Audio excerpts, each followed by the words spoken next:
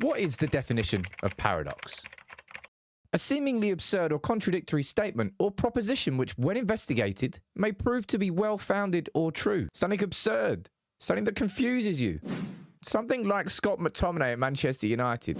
Scott McTominay has been one of Manchester United's most important goal scorers this season. Nobody can argue with that. But also at the same time, he's one of the most technically limited central midfielders that we have. That paradox, that contrast of quality versus output, that's what McTominay has been for United this season. In this video, I want to speak about his importance to the team and how finally, because we've got goal scorers scoring goals, Erik ten Hag is able to use him correctly rather than starting him every week in central midfield. You can let me know what you think about this video in the comments below. But McTominay this season has been so important for us with the big goals. Those two against Brentford. At a time when Erik ten Hag's job, was it on the line? I don't personally think so, but there was a lot of noise around it. Off the bench, 2 goals scored. Incredible from McTominay. Turn of defeat into a win. Those goals he scored against Chelsea at Old Trafford breezed that game in the end because of McTominay's goals. Came off the bench to score a massively important goal in a 4-3 win against Wolves, and the most recent one, of course, that late winner against Aston Villa. His goals this season for Manchester United have been worth 12 points, and they've been worth a hell of a lot to Erik ten Hag as well. Probably priceless, you can call them, really. But 12 points directly he's responsible for in the Premier League. He's not just been scoring goals to add on to wins, buffer goals. He's been scoring very, very important goals. And he has become, I think, one of Erik ten Hag's most trusted players. Now, when it comes to being a top-level footballer, yeah, of course you need talent. But you need the right attitude. You need the right approach. And that is where Scott McTominay is an example for so many United players that they could do with following. Erik ten Hag here speaking about how he is that example. He's ready to bring the energy, always ready to give the spirit in the week when he's training, ready for 1 minute, ready for 90 minutes. It's great to have such a player. And McTominay there saying, look, as long as I'm fit and healthy, I just want to come in, just want to do my best. Long may it continue. And his output has been absolutely sensational. And this is the thing, right? At Manchester United, one of the biggest struggles that Erik ten Hag has had as manager is the ill discipline of the squad, is the sense of entitlement, is the fact that Manchester United players have got, I think, the second highest wage bill in the Premier League, or maybe even the highest, one of the two. And the football doesn't reflect it. And players are on champions' wages whilst putting in novice-level performances. And that's where Scott McTominay has stood out from the crowd. The complete opposite of the ill discipline. Somebody who grafts it. Somebody who works hard. I think Scott McTominay must be an absolute demon in training all week. And I think that's why so many managers love him. And his output has been... that's the paradox of it all. The output has been crazy. And this is now where I think we've seen kind of evolution, if you want to call it that, of how Erik ten Hag has been using Scott McTominay. Because in this moment here, that was after Brentford, I think, that was when ten Hag's back was against the wall. That was when Manchester United didn't have a goal scorer. I think it was at that point where we had one goal between all of our front three, Garnacho, Rashford, Antony, and Højlund in the Premier League. And it was like, no, but there was no goals anywhere. And then you got McTominay coming off the bench and scoring 2 against Brentford. You go, well, you're starting every week. That was partly the reason why McTominay started in central midfield every week for United. But also, we didn't have a certain Kobbie Mainoo. So the fact that Højlund is now banging them in, the fact that Garnacho is now really finding some form, the fact that Rashford, after Belfast, he is in finding some form as well. Antony is just still Antony. And on top of that, the fact that Mainoo is fully fit and fully integrated into this first team squad.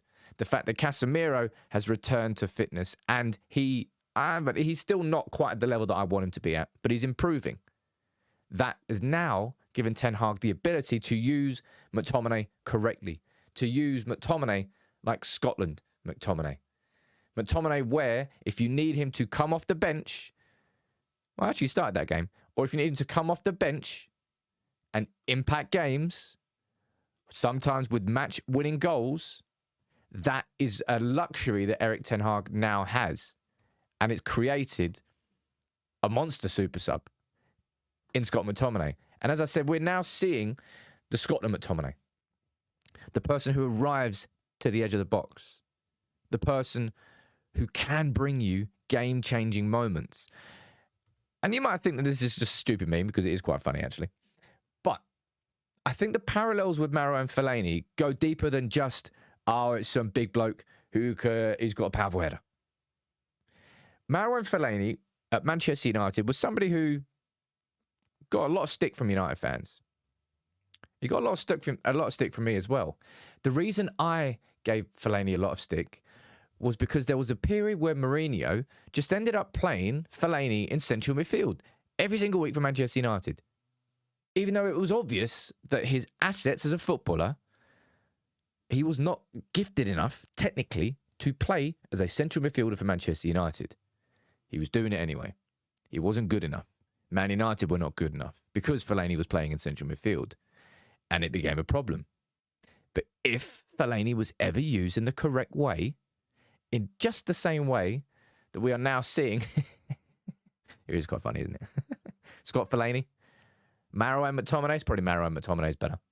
In the same way that we are now seeing McTominay being used in the right way, when Fellaini was used in the right way, he was an asset to this Manchester United team. And he was a threat that not many people could stop. And that is exactly what Scott McTominay is now turning into. He's turning into like an ace in the deck. Somebody who can be used last 20, 25 minutes of a game. If something needs to change, bring him on and he'll always find the space. He'll always make that run into the box.